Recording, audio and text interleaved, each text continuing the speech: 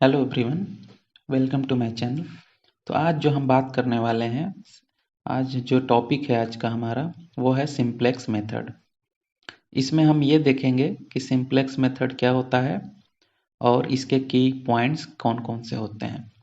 ठीक है, तो आप मेरे चैनल पे पहली बार आए हैं तो चैनल को लाइक करिए और सब्सक्राइब कर दीजिए, जिससे कि हम आगे की वीडियो जो भी अपलोड करें तो आप लोगों को नोटिफिकेशन मिल जाए। तो चलिए आगे बढ़ते हैं। तो देखिए यहाँ पे सिंप्लेक्स मेथड क्या है। सिंप्लेक्स मेथड एक वाइडली यूज्ड एल्गोरिथम है, किसके लिए? वो सॉल्व करता है लीनियर प्रोग्रामिंग प्रॉब्लम्स को।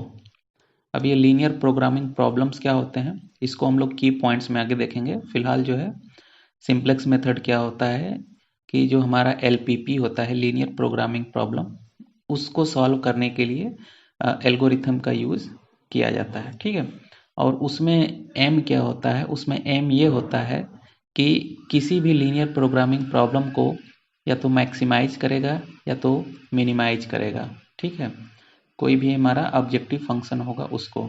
ठीक है, और इसके साथ क्या क्या चीज़ होते हैं, एक सेट ऑफ लीनियर इक्वलिटी और इनइक्वलिटी कांस्टेंट होते हैं। ठीक है, इक्वल भी हो सकते हैं इक्वेशन, या फिर इनइक्वल भी हो सकते हैं। तो इक्वेशन के फॉर्म में ही होगा, इसीलिए यहाँ पे लिखा गया है कि इक्वलिटी एंड या फिर इनइक्वलिटी कांस्टेंट यहाँ पे अवेलेबल होते हैं।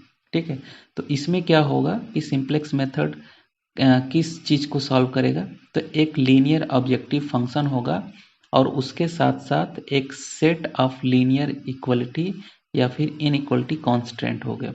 तो उसी उसी के थ्रू हम उसको क्या कर सकते हैं, मैक्सिमाइज कर सकते हैं या फिर मिनिमाइज कर सकते हैं। ठीक है, तो ये हमारा एक प्रॉब्लम है, मतलब कि लीनियर प्रोग्रामिंग प्रॉब्लम, और इसी को सॉल्व करने के लिए हम एल्गोरिथम का यूज़ करते हैं। उसका एम क्या होता है कि कोई भी हमारा लीनियर ऑब्जेक्टिव फंक्शन है तो उसको मिनिमाइज करना, मैक्सिमाइज करना या फिर मिनिमाइज करना। यही हमारा सिंप्लेक्स मेथड होता है। ठीक है, तो आगे बढ़ते हैं। जैसे सिंप्लेक्स मेथड के की कॉन्सेप्ट देख लेते हैं कि कौन कौन सा होता है। तो देखिए इसमें फर्स्ट है लीनियर प्रोग्रामिंग प्रॉब्लम। तो लीनियर प्रोग्रामिंग प्रॉब्लम क्या है कि एक ऑब्जेक्टिव फंक्शन होता है जो लीनियर के फॉर्म में होता है। उसके कोई जो भी हमारे पास फंक्शन होगा उसके कोई भी पावर नहीं होगा, एक लीनियर के फॉर्म में होगा। जैसे कि आप यहाँ पे देख सकते हो, ये क्या है? ऑब्जेक्टिव फंक्शन है जिसमें आप देख सकते हो कि लीनियर फॉर्म में है। ठीक है, C3x3 ये पावर में नहीं है, कुछ इस तरीके से है ना। ये C3 क्या है? C3 आपके कोफिशिएंट होता है x3 का, यही चीज़ है। ठीक है, इसको ऐसे भी लिख सकते हो आप एग्जाम्पल के लिए कि 2x1 plus 3x2 plus 5x3, कुछ इस तरीके से। तो ये क्या है? लीनियर फॉर्म में है। ठीक है, और इसी को क्या करते हैं, मैक्सिमाइज करते हैं या फिर मिनिमाइज करते हैं। ठीक है, और मैंने बताया इसके पहले कि एक सेट ऑफ कांस्टेंट होते हैं जो इक्वलिटी या फिर इनइक्वलिटी के फॉर्म में होते हैं। जैसे कि आप ये देख सकते हो कि ये कांस्टेंट है ना, और ये क्या है? Linear inequality. ठीक है, इनइक्वलिटी का मतलब कि ये जो यहाँ पे देख सकते हो कि less than greater equals to ये है ना, तो ये इनइक्वलिटी के फॉर्म में है। और इसमें जो ये सब वेरिएबल्स होते हैं ये आपके ग्रेटर देन इक्वल्स टू 0 होना चाहिए। ठीक है, तो ये आपका कांस्टेंट है, मतलब कि एक ऑब्जेक्टिव फंक्शन होगा और उसके साथ सेट ऑफ कांस्टेंट्स होंगे, और इसी प्रॉब्लम को क्या करते हैं, मैक्सिमाइज करते हैं या फिर मिनिमाइज करते हैं। ठीक है, एल्गोरिथम के थ्रू। आगे बढ़ते हैं, बेसिक फिजिबल सॉल्यूशन क्या होता है। तो आप इसमें देख सकते हो कि जो आपके पास लीनियर प्रोग्रामिंग प्रॉब्लम्स हैं उसके थ्रू एक बेसिक फिजिबल सॉल्यूशन कंसीडर करेंगे। ठीक है, जैसे कि आप यहाँ पे देख सकते हो कि ये क्या है, इन सब के थ्रू ये जो कोफिशिएंट हैं, ये सब जो कोफिशिएंट है इन सब के थ्रू हम क्या करते हैं, एक बेसिक फिजिबल सॉल्यूशन बनाते हैं, एक टेबल फॉर्म में बनाते हैं। फिर उस टेबल के फॉर्म से हम लोग दूसरा एक हम लोग फिजिबल रीजन तैयार करते हैं। मतलब कि बेसिक फिजिबल सॉल्यूशन से जो आपके पास प्रॉब्लम है उस प्रॉब्लम को दूसरे, मतलब उसको इम्प्रूव करते हो। जो भी आपके पास प्रॉब्लम है उस प्रॉब्लम को इम्प्रूव करके दूसरा फिजिबल रीजन आप बनाते हो, जिससे कि क्या होता है, improving objective function value at the each step until optimal solution is found. मतलब कि इस बेसिक फिजिबल सोल्यूशन से आप तब तक दूसरा जो है फिजिबल सोल्यूशन बनाते रहोगे। ये ट्रांसफर कब तक होता रहेगा, कितने आपके पास टेबल बनाते रहोगे, जब तक कि आपके पास कोई ऑप्टिमल सोल्यूशन मिल ना जाए, है ना। तो ये हमारा हो गया कि बेसिक फिजिबल सोल्यूशन। ठीक है, तो आगे बढ़ते हैं।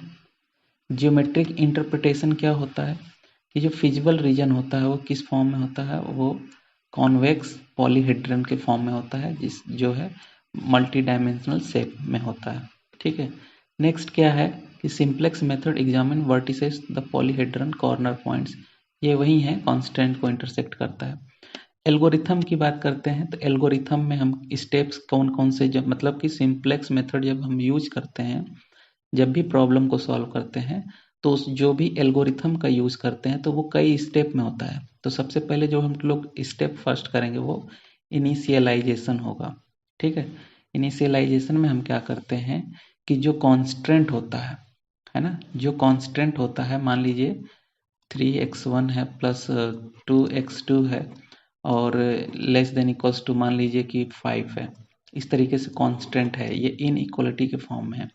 तो इसके अंदर हम क्या करते हैं, इसके अंदर कुछ वेरिएबल्स ऐड करते हैं, जैसे कि स्लैक, सरप्लस या फिर आर्टिफिशियल वेरिएबल्स। मतलब कि इसमें हम क्या करते हैं, मान लीजिए कि कुछ इस तरीके से हम इसमें स्लैक वेरिएबल ऐड कर दिए, चाहे सरप्लस, मान लीजिए S1 ये स्लैक वेरिएबल है, तो ये हम क्या करेंगे, इसको इक्वल बनाएंगे इस चीज को, है ना।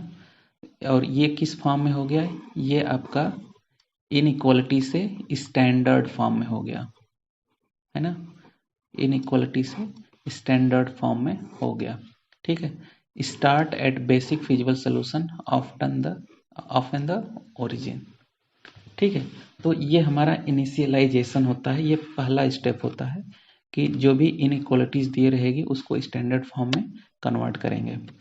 फिर उसके बाद क्या करते हैं कि जो ये आपका इनिशियलाइजेशन स्टेप कंप्लीट हो जाता है तो हम लोग एक टेबल बनाते हैं, है ना, कुछ इस तरीके से टेबल बनाते हैं। इस टेबल में बहुत सारी चीज़ें होती हैं, है ना।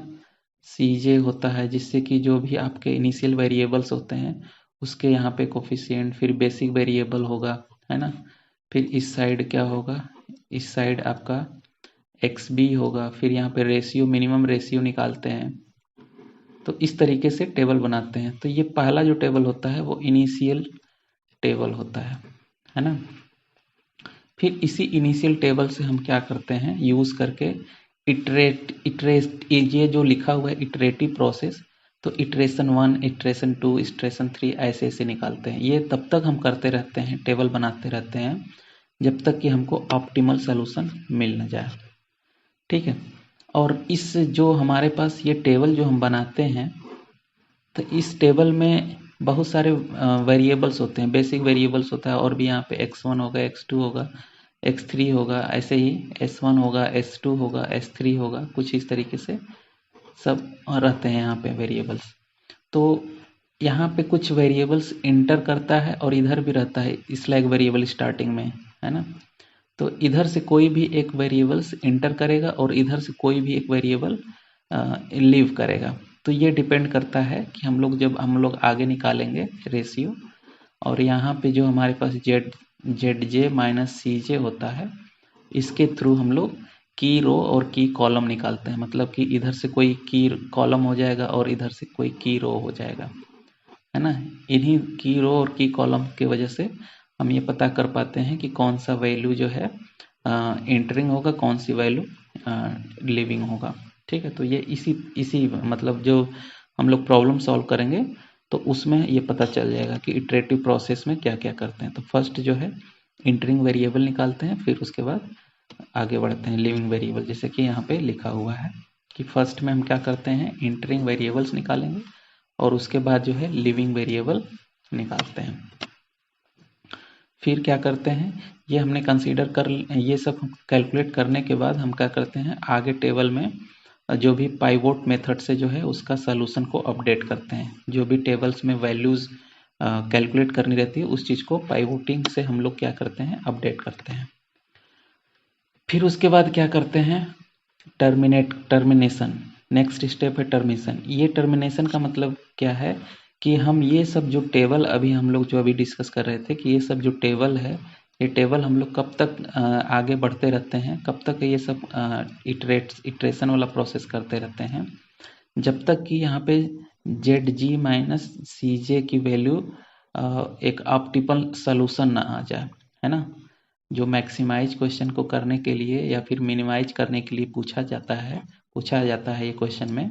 तो इसी क्वेश्चन को ध्यान में रखते हुए जेड जे और सी जे की वैल्यू हम लोग कैलकुलेट करते हैं यहाँ पे जो टेबल फॉर्म में है ना। तो ये वैल्यू जो है एक ऑप्टिमल सॉल्यूशन मिल जाता है तो हम उसी चीज़ को जो है आगे रोक देते हैं, मतलब ये जो है आगे हम नए स्टेप फॉलो करते हैं, यहीं पे टर्मिनेट कर देते हैं और वहीं से x1 x2 और x3 की वैल्यू हम लोग कैलकुलेट कर लेते हैं और मैक्सिमम वैल्यू या फिर मिनिमम वैल्यू की भी वैल्यू कैलकुलेट कर लेते हैं। ठीक है, तो ये हो गया। नेक्स्ट स्टेप है मैथमेटिकल एक्सप्रेशन। तो इसमें हम लोग क्या करते हैं, बहुत सारे जब मैथमेटिकल एक्सप्रेशन है उन सब चीज़ों को भी यहाँ पे ध्यान में रखते हैं कि जो भी इक्वेशन दिया है तो उस इक्वेशन का जो है जो ऑब्जेक्टिव फंक्शन है उसके कोफिशिएंट फंक्शन का भी हम लोग आगे यूज करते हैं। जैसे कि जेड मैक्स मान लीजिए एग्जांपल के लिए max Z equals to 2x1 plus 3x2 plus 4x3 ऐसे ऐसे है। तो ये सब जो कोफिशिएंट है ये वाले जो 2 3 4 ये सब जो है इसका भी हम लोग आगे यूज करते हैं। ठीक है, और और क्या करते हैं कि जो कॉन्स्टेंट दिया रहता है इनइक्वलिटी के फॉर्म में उसको हम लोग क्या करते हैं, मैट्रिक्स के फॉर्म में कन्वर्ट करते हैं। फिर उसके बाद जो है करंट वैल्यूज वेरिएबल का भी हम लोग आगे टेबल्स में यूज करते हैं, है ना।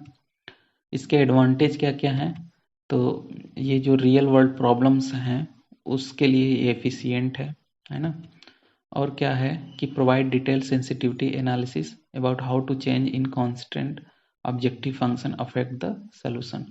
ठीक है, तो ये क्या करता है, डिटेल प्रोवाइड करता है किसके लिए, एनालिसिस करने के लिए कि कैसे जो है कांस्टेंट या फिर ऑब्जेक्टिव फंक्शन में चेंजेस आ रहे हैं सॉल्यूशन को इफेक्ट करने के लिए, है ना। तो ये चीज़ें हो जाएंगी।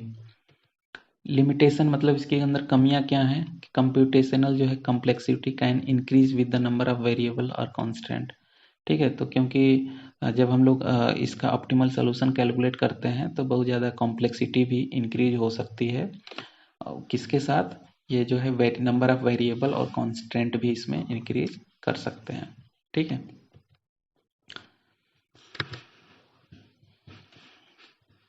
आई होप आपको ये समझ में आया होगा। तो आया है तो वीडियो को लाइक कर दीजिए और फ्रेंड के साथ शेयर कर दीजिए। अच्छा हाँ, अब हम क्या करेंगे कि इस सिंप्लेक्स मेथड से किसी भी जो एलपीपी है, जो लीनियर प्रोग्रामिंग प्रॉब्लम है, उसको हम लोग सॉल्व करेंगे इस मेथड से।